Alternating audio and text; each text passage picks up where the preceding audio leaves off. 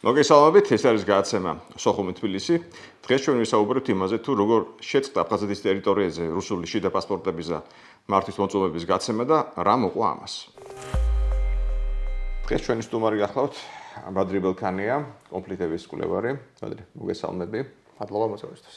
დღეს საინტერესო თემაზე ვნევისაუბრო, მანამდე ყველა შევახსენებ, რომ გადაცემა სოხუმი თბილისი არის აფხაზეთის საინფორმაციო ანალიტიკური ცენტრის პროექტი. ჩვენი ყურება შეიძლება YouTube-ზე, Facebook-ზე, ყველა პლატფორმაზე და თემაზე რომელზეც უნდა ვისაუბროთ, მოდი ჯერ ვნახოთ სიუჟეტი, რომელიც გარდა ამისა ასახავს ზოგადად რა ხდებოდა ბოლო პერიოდში ოკუპირებული აფხაზეთის ტერიტორიაზე, მერე დაუბრუნდეთ ჩვენს აფხაზ და ჩვენს გადაცემას.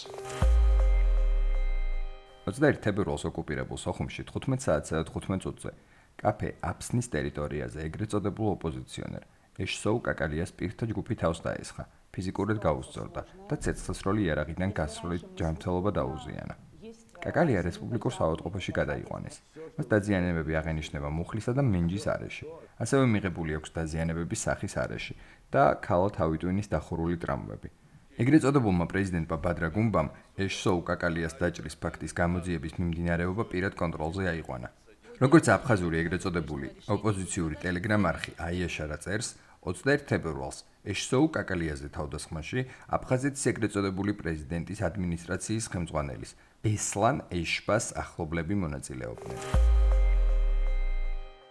23 თებერვალს გაგრის რაიონში დრონი ჩამოვარდა. აფეთქება მოხდა მამზიშხას მთის პირველ სამეთვალყურეო პლატფორმასთან. ადგილზე მივიდნენ ეგრეთ წოდებული სახელმწიფო უსაფრთხოების სამსახურის, ეგრეთ წოდებული შინაგან საქმეთა და საგანგებო სიტუაციათა სამინისტროების თანამშრომლები. მაშველები დრონის ნამსხვრევების ექსპერტიზაზე გაგზავნიან, რათა დადგინდეს უპილოტო საფრენი აპარატის ტიპი. სოჭის აეროპორტში თვითმფრინავის მიღება და გაშვება დროებით შეჩერებულია. ასევე დრონი ჩამოვარდა 24 თებერვალს გაგრის რაიონის სოფელ ცანდრიფში. დრონის ნამსხვრევების სანაპირო ხაზზე ჩამოვარდა. მსხვერპლისა და დაზიანების შესახებ ინფორმაცია არ ვრცელდება. რუსული მხარის გადაწყვეტილებით აფხაზეთის ეგრეთ წოდებულ მოქალაქეებს, რომელთაც რუსეთის მოქალაქეობა გააჩნიათ და რუსეთის შიდა პასპორტების აღებაზე დოკუმენტები აქვთ შეტანილი, მათი აღება სოჭში შეუძლიათ. რუსული შიდა პასპორტების გაცემა ხორციელდება ქალაქ სოჭის შინაგან საქმეთა სამმართველოს ადლერის რაიონის პოლიციის მიგრაციის განყოფილებაში. როგორც ცნობილია, 2026 წლის 6 თებერვალს აფხაზეთში მოქმედმა რუსეთის დე-ფაქტო საელჩომ განაცხადა, რომ რუსეთის შიდა პასპორტებისა და მართვის მოწმობების გაცემის პუნქტების მუშაობა აფხაზეთში შეჩერებულია. ოკუპირებული აფხაზეთის ეგრეთ წოდებული პრეზიდენტის ბადრა გუმბას თქმით, რუსეთი აფხაზეთის ელექტროენერგიის დამატებით მოცულობას მიაწვდის. ის მოცულობა, რომელზეც ეგრეთ წოდებულმა მხარეებმა ადრე მოილაპარაკეს, 25-26 თებერვალს ამოიწურება. ამასთან, საჭირო რაოდენობის ელექტროენერგიის გამომუშავებას ენგურხესი მხოლოდ მარტში დაიწყებს. დეფიციტის დაფარვის შესახებ შეთანხმება მიღწეულ იქნა მოსკოვში, ბადრა გუმბას ბოლო ეგრეთ წოდებული ვიზიტის დროს. აფხაზეთი რუსულ მხარეს დამატებით მოწოდებულ ელექტროენერგიას წლის განმავლობაში დაუბრუნებს, როცა ენგურხესი გამომუშავების პიკურ სიმძლავრეს მიაღწევს. ეგრეთ წოდებული საზოგადოებრივი პალატის წევრმა თამას ქეცბამ განაცხადა, რომ აფხაზეთში საჭიროა დამუშავდეს პროგრამა გალის რაიონის მცხოვრებთა ინტეგრაციის შესახებ. მან ხაზი გაუსვა, რომ ასეთი მუშაობის ჩატარება აუცილებელი იყო კონფლიქტის შემდგომ წლებში. საქართველოს ტელევიზიამ მთელ გალის რაიონს ფარავს. ამიტომ ჩვენ უფლება არ გვაქვს დავაიგნოროთ ეს იდეოლოგიური და პროპაგანდისტული ზემოქმედება. ეს ადამიანები საქართველოს საინფორმაციო სივრცეში იმყოფებიან, აღნიშნა მან. ამასთან მისი აზრით ხელისუფლებამ არ უნდა დაუშვეს გალის რაიონში ამორალური და მასობრივი მოქმედებები. ყველაფერი ინდივიდუალურად უნდა მოხდეს, თითოეული ადამიანი უნდა შემოწმდეს, განაცხადა ქეცბამ. მოკლედ ყველაზე საინტერესო ცხელი თემა არის ის, რომ შეწყდა აფხაზეთის ტერიტორიაზე რუსეთის პირადობის მოწმობების პასპორტების, შიდა პასპორტების გაცემა. მე ცოტა არ იყოს გაურებული შთაბეჭდილება დარჩა, ნაწილი ცდილობს ეს გამარჯვებად გამოაცხადოს. იქ მაცხოვრებლების ნაწილი პირიქით განიცდის და გლოვობს. გამოითქმოდა აღშფოთება, რომ ეს დაუშვებელი ეს ანექსიის პოლიტიკის გაგრძელება, იმიტომ რომ ის შიდა პასპორტები რაც გაიცემოდა აფხაზეთის ტერიტორიაზე, მინიჭებული ჰქონდათ რუსეთის რომელიღაცა რეგიონის კოდი, ამის გამო გაისმოდა რაღაცა პროტესტი, არ თუ ისე ხმამაღალი პროტესტი. ანუ მოკლედ აი საკმაოდ საინტერესო უცნაური ისტორიაა, მე ვიტყოდი და განვიხილოთ შემშვენიერად ფლოპ იქაურობას ინფორმაციას, იცი რაც ხდება. რა ხდება, მოდი გავერკვიოთ იქნებ ერთად. საინტერესოა მეგონი ჩვენ ძალიან მაყურებლისთვის. მადლობას, ნამდვილად საინტერესო თემა არის, ძალიან დიდი განხილვები მიმდინარეობს. სინამდვილეში ამ საკითხს უფრო მეტი შრე აქვს, ვიდრე ერთი შეხედვით ჩანს. ერთი პატარა გაუგებრობა არის, რომელიც ჩვენს მხარეს იყო ასევე არასწორად აღქმული და მოდი ამას პირველ რიგში ამას გავუსვათ ხაზი, რომ ბევრმა არ წაიკითხა ნორმალურად ამ გადაწყვეტილების შესახებ რას ემსახურება საერთოდ ეს გადაწყვეტილება და საიდან წამოვიდა. ბევრმა ჩათვალა ჩვენს მხარეს გულისხმობ, რომ რუსეთმა რაღაცა მრავალი წლის პრაქტიკა მოსპო ამით, რომელსაც მანამდე ახორციელებდა. სინამდვილეში ეს საკმაოდ ახალი მოვლენა იყო თვითონ ამ აფხაზეთის ტერიტორიაზე უშუალოდ გაცემა ამ პასპორტების, შიდა პასპორტების, მათ შორის იყო საუბარი ასევე მართვის მოწვევაზე, რაც არანაკლებ მნიშვნელოვანი არის აფხაზეთის იქაური მოსახლეობისთვის, მით უმეტეს, როდესაც რუსეთმა გაამკაცრა კანონმდებლობა მართვის მოწვევასთან დაკავშირებით, შიგნით ეს უკვე რუსული ამბავი. და ბევრმა ჩათვალა, რომ რაღაცა მრავალი იმის, რა ქვია, წლის პრაქტიკაზე უარი თქვა რუსეთმა ამით რაღაცა დახევა იყო. შეცვალა თავის მიდგომა. ხო, შეცვალა თავის მიდგომა. სინამდვილეში ეს ახალი მოვლენა იყო, 2025 წელს დაიწყო ამ შიდა პასპორტების აფხაზეთის ტერიტორიაზე გაცემა, როგორც თვითონ რუსეთის ელჩმა განაცხადა, ერთ-ერთი მთავარი მიზეზი, რატომაც დაიწყო საერთოდ ეს პროცესი, იყო შეთანხმება აფხაზეთსა და რუსეთს შორის ორმაგი მოქალაქეობის შესახებ და სწორედ ამ ორმაგი მოქალაქეობის შეთანხმების, რომელიც ერთ-ერთი კომპონენტი იყო ასევე ეს ჰარმონიზაციის დოკუმენტი, რომელიც თავის ძირზე გააფორმეს რუსეთმა და აფხაზეთმა და აი ამ შეთანხმების ფარგლებში სწორედ აი ესეთი ცენტრები გაჩნდა აფხაზეთის, სადაც ადგილზე შეეძლოთ მიღება და რა თქმა უნდა ეს ლოჯისტიკური თვალსაზრისით კომფორტული იყო აფხაზეთის მოსახლეობის, რომ მოსახლეობის უმეტესობით ალბათ ასე ჯობდა, ხო, იქვე იყო საბუთი, მათ შორის მართვის მოწვევა. კი. ასე რომ გამარჯვებად გამოცხადება ცოტა არ იყოს მეგონი კომიკური. ხო, მაგრამ გამარჯვებად გამოცხადება აქ არის ორი ძირითადი მიმართულების დაპირისპება აფხაზეთის შიგნით. ერთი არიან ადამიანები, რომლებიც აი მაგალითად იგივე ეს დეპუტატი კანკვარჭია, რომელსაც ძალიან დიდი პრობლემები აქვს რუსეთთან. ვერ გადის აფხაზეთის ტერიტორიიდან ფაქტობრივად. და ასევე არის სხვადასხვა არასამთავრობო ორგანიზაციები, რომლებიც ამბობენ, რომ ჩვენ მაგალითად არ ვიბრძოლეთ საქართველოსთან, იმიტომ რომ გამხდარიყავით რუსეთის ნაწილი. და სწორედ ეს ძალები, რომლებიც უპირისპირდებიან სხვადასხვა კანონებს, რომელიც აშკარად რუსულ ხასიათს ატარებს აფხაზეთში, ეს ძალები დაუპირისპირდნენ მეტნაკლებად ასე ვერ ვიტყოდი არ იყო რაღაცა განსაკუთრებული დემონსტრაციები, როგორც ეს მაგალითად იყო იმ კანონთან მიმართებაში, უძრავი ქონების კანონთან მიმართებაში, როგორც იყო აპარტამენტების კანონთან მიმართებაში და ასე შემდეგ. მოდი საინტერესოა, რომ ისე თქვა, კარგად გავხსნათ ეს ყველაფერი. რო არ დაიბნეთ ჩვენ მაყურებელი, როცა იყო შემოგდებული ამდენჯერმე კანონი უძრავი ქონების შესახებ, ამას მოყვა სერიოზული დემონსტრაციებით, ერთ-ერთ რეალურად შეეწინა აპარტამენტების შესახებ. აპარტამენტის კანონს კი ერთ-ერთ რეალურად გადაყვა წინა ეგრეთ წოდებული პრეზიდენტი ბჟანია, მოსკოვში გაიქცა საერთოდ. ამას ეხლა რა თქმა უნდა ესეთი პროტესტი არ მოყოლია, იმიტომ რომ ახლა გაცილებით კინულად აღიქვამენ აფხაზები იმას, რომ მათი მიწად უძრავი ქონება შეიძლება აღვაშდეს რუსების ხელში. აი ყველაზე დიდი წითელი ხაზი არის მაგათთვის. და ამაზე უცებ ისე თქვა კანკვარჭია გააპროტესტა, რომელიც ერთო აფხაზეთის ტერიტორიიდან ვერ გადის, ანუ ვერსად ვერ მოგზაურობს რეალურად, ხო? არა მარტო კანკვარჭია, მაგრამ სხვადასხვა იყო იქ სამოქალაქო საზოგადოების წარმომადგენლები, ხო, რომელთაც ეს სუვერენიტეტზე, იმიტომ რომ მართლა ესეთი პრაქტიკა ფაქტობრივად არ არსებობს. ახლა მაგალითად რო წარმოიდგინოთ, რომ რომელიღაცა ეს მათი გადმოსახედა, ჩვენ ამას არ ვიზიარებთ, მაგრამ მათი გადმოსახედა რო შეხედა, რომ საქართველოში რომელიმე სხვა სახელმწიფო გასცემდეს ადგილზე, მიდიოდა და ადგილზე იღებდა სხვა სახელმწიფოს მოქალაქეობას. თბილისიდან გაუსვლა. მართვის მოწვევასაც. თბილისიდან ხო, მართვის მოწვევასაც კი. ასე რა თქმა უნდა დამოუკიდებელი სახელმწიფოსთვის ეს რა თქმა უნდა სუვერენიტეტის შემლახველი ფაქტი არის. მაგრამ ერთი მხრივ კონდეს ამბიცია აი ესეთ მოვლენაზე, როგორც არის სუვერენიტეტი და ამბობდე, რომ ეს ჩვენი სუვერენიტეტის ხელშემშლელი არის და შემლახვავი არის სუვერენიტეტის. მეორე მხრივ ვინც რომელი სახელმწიფოს ამაშენ მიმართ ახორციელებდეს, მასზე იყო მიბმული ყველანაირად. ეს ცოტა ერთმანეთთან ხო და ამ სახელმწიფომ რუსეთმა რომ წაიღო უკან და შეაჩერა გაცემა საბუთების დასაჯა რეალურად ის მოქალაქეები, რომლებსაც უნდათ რომ აიღონ იქ მართვის მოწვევა. აი ეს თქვენივე კითხვაში არის სინამდვილეში თავარი პასუხით, რომ ამ გადაწყვეტილებით ეს რუსეთის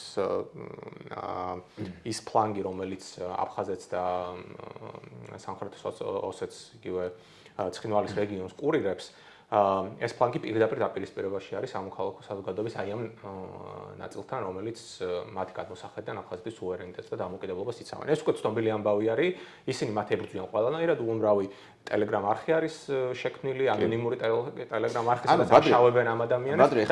დავასრულებ სამის დასრულება. ერთი აზრი მომივიდა. ხო, ებრძვიან და ამათი ბრძოლა ისიც გასაგები არის, მაგრამ ამ შემთხვევაში რუსეთის გადაწყვეტილებაში იკითხებოდა ის, რომ მათ ამ გადაწყვეტილებით უნდათ იმ ხალხის დასჯა, რომლებიც სარგებლობდნენ ამ ყველაფრით, რადგანაც ფაქტობრივად რუსეთმა ამით გზავნილი უთხრა აფხაზეთის იმ ნაწილს, იმ საზოგადოებას, რომელიც მეტნაკლებად ლოიალურია რუსეთისგან განწყობილი, რომ აი რასაკეთებთ, როგორ გადაწყვეტილებას გვაღებინებენ ეს ხალხი, რაღაცა ქენით მიხედეთ ამ ადამიანებს, თქვენი ხო მოკითხეთ ამ ადამიანებს. კვარჭიას და ეს იყო გვერდული დარტყმა, ირიბი დარტყმა ამ ადამიანებს. ჩვენ რა შუაში ვართ იმათ რომ აპროტესტე, ეხლა მიხედეთ თქვენით იმას. ჩვენ რადგანაც თქვენი საზოგადოების ნაწილი აპროტესტებს, აგერ დემოკრატიული მეგობრული გადაწყვეტილება მივიღეთ და უკან გავიწვიეთ.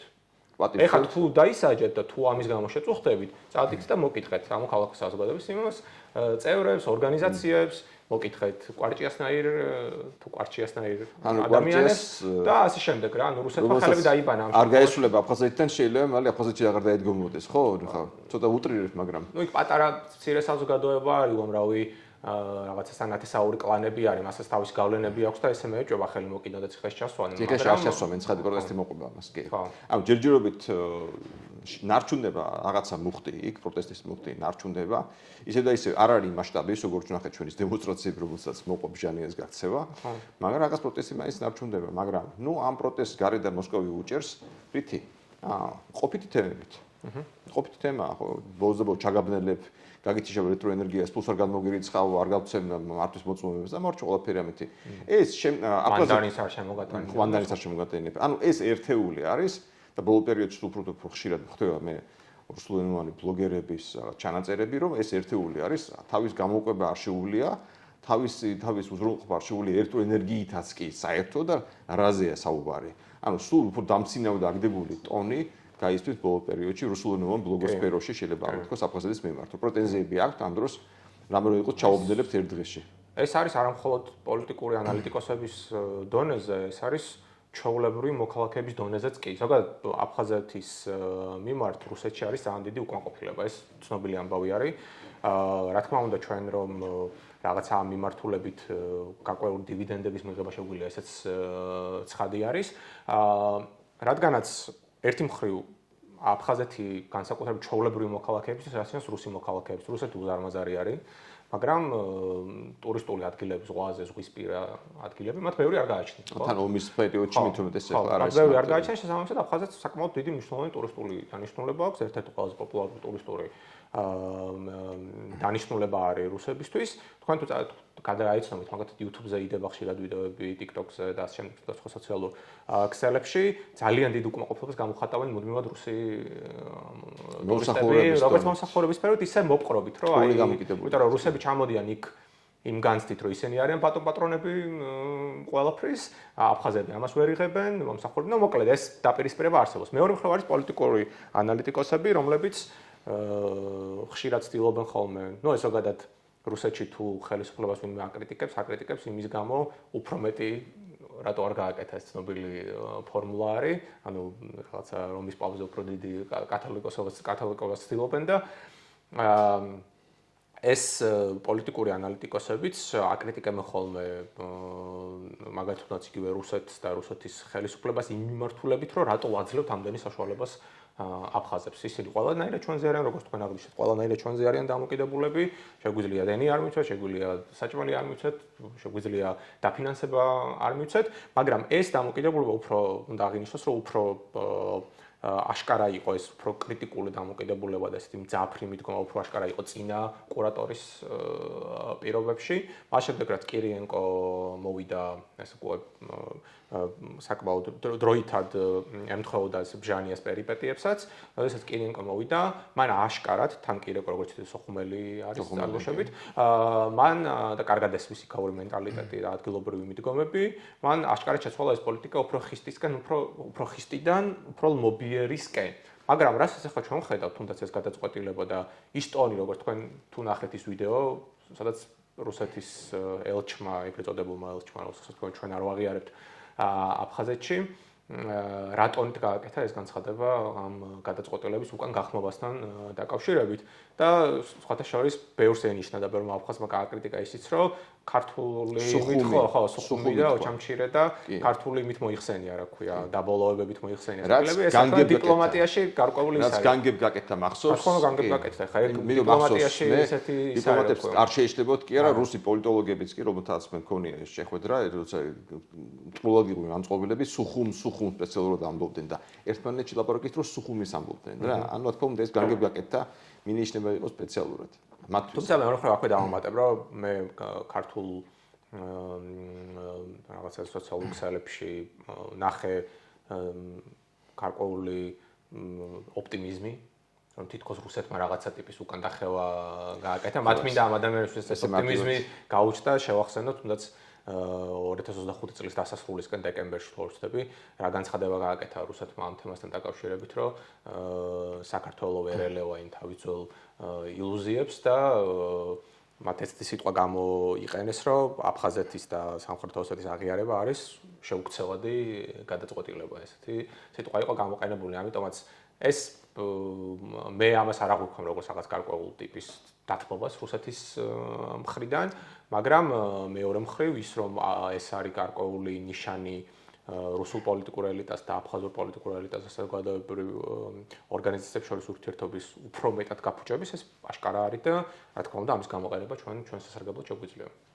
ნუ ჩვენ მხრიდან საჭირო არის გააზრებული მე ვიტყოდი პირველ რიგში თქვა ნაბიჯები და მე უკვე ამ ნაბიჯების გაათქმა და რაც უკვე ჩვენ 30 წელიწადს მეტი ამას ვცდილობთ გავაკეთოთ რაღაცა სერიოზული გააზრებული პოლიტიკა შეთავაზოთ მათ მაგრამ ესე მარტივი არ არის ცხადია იმიტომ რომ ეხა ჩვენც არ უნდა მოვიდომოთ ეხა პირდაპირ ვერ გავდივართ ჩვენ მათ კონტაქტზე ძალიან გართულებული როგორც ვიცით კი ხო მანდ უფრო დრო გადის უფრო უფრო მათთან კონტაქტი სამწუხაროდ ბოლოსკენ რომ წავიდეთ ესე იგი კირიენკოს ხელში დარბილდა როგორც აბსოლუტურად მართებულად აღნიშნე დარბილდა შედარებით მიდგომა და თუ ადრე დამსჯელი ისე თქვა ზომები იყო ჩაბნელება და ლამის შიმშილამდე მიყვანა მთელი აფხაზეთის მოსახლეობის ეხლა დამსჯელი ზომა არის უბრალოდ აღარ გაიცემა კი ბატონო აღარ თქვენ არც მართვის მოწმობები არც პასპორტები და დააბრალეთ კანკვარჭიას და ვიღაცა პროტესტანტებს ხო ამაში ანუ ხედავთ ჩვენ უფრო მოქნილი მიდგომა უფრო რბილი სასჯელი რბილი ძალის ამოქმედება უფრო კარგად მე ვიტყოდი აფხაზეთში რუსეთის რბილი ძალის ამოქმედება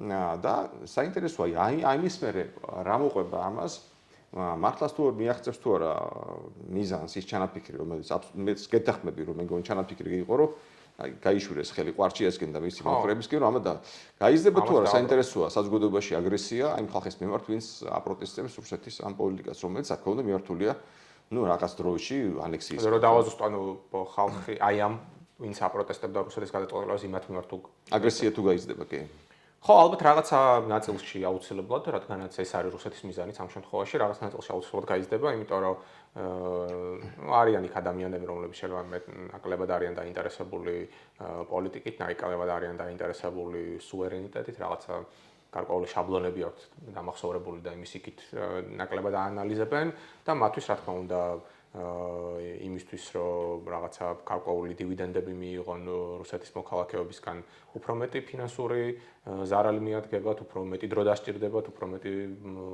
ლოჯისტიკა უფრო მეტად გაურთულდებათ ამ გადაწყვეტილების გამო და თუნდაც ისინი სადღაც გულის სიღრმეში ფიქრობდნენ რომ კი შეიძლება აფხაზეთის ეგრეთ წოდებული სუვერენიტეტი დასაცავი არის მაგრამ მეორე მხრივ ყოფით ცხოვრებაში რაღაც გარკვეული პრობლემები შეექმნათ, შეიძლება მათშიც რაღაცა ცოტათი უკმაყოფილება ესეთ ადამიანებში გაჩნდეს ეს ბუნებრივი არის, სადაც ჩვენ ყოველთვის როდესაც საუბრობთ აფხაზეთზე, ისიც უნდა გავუთვალისწინოთ, რომ ეს არის ოკუპირებული, იზოლირებული ტერიტორია, რომელსაც რეალურად ერთადერთი გასასვლელი აქვს რუსეთის ფედერაციის მიმართულებით და ამ რუსეთის ფედერაციის მიმართულებით გასასვლელი ანიშნავს უბრალოდ რაღაცა პოლიტიკურ სივრცეს, სადაც მათ მოქმედება შეუძლიათ. ეს არის უამრავ ყოფით ყოველდღიურ ცხოვრების დეტალებზე მიბმული, როგორც დავიწყოთ ემეთი, რომ ჯარი, მესაზღვრეები, თავისი ვალუტას, საბაჟო არაფერი არ გააჩნია საუცლებელია სახელმწიფოებრიობისთვის.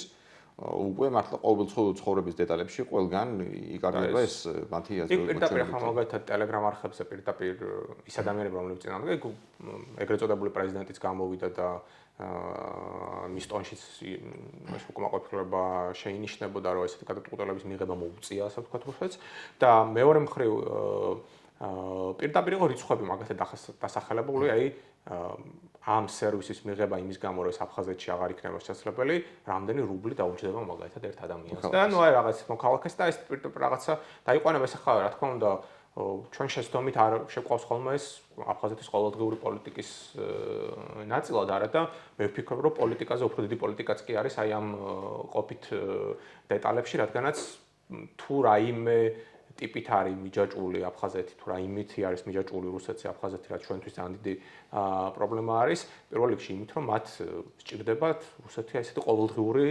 ამბებისთვის რა ყოველდღიური ცხოვრებისთვის აი ეს არის ალბათ ერთ-ერთი მიმართულება, რაზეც ჩვენ უფრო მეტი გვაქვს ზოგადად საფიქრალი, რომ ეს მიბმულობა, ასე ვთქვათ, და ესეთი პირდაპირ დამოკიდებულება რუსეთზე ამ მოსახლეობის რამდენად შევამციროთ. ეს არის საფიქრალი გასააზრებელი, ჩვენ გვხვდება, რა თქმა უნდა, ერთი ნიშა, რომელიც ჯერჯერობით მადლობა გვაქვს არაუთვისებია რუსეთს, არის სამედიცინო მსახურება უფასოდ, რაც მუშაობს მადლობა ღმერთს და ნამდვილად მე მგონი იქით ყველანაირად კარგია რომ ჩვენ ამდენი ადამიანის გადავარჩიეთ ამდენი ადამიანი აფხაზეთიდან ეს ოდესღაც ალბათ მე მგონი არ დაიკარგება ოდესღაც დაგვიფასება ჩემი აზრით. დიდი მადლობა როგორც ყოველთვის საინტერესო თემას მოგიწევთ. მოგვალში ისევ გელოდები ერთ. აუცილებლად. დიდი მადლობა. მადლობა ჩვენ ისე დაბრუნდებით.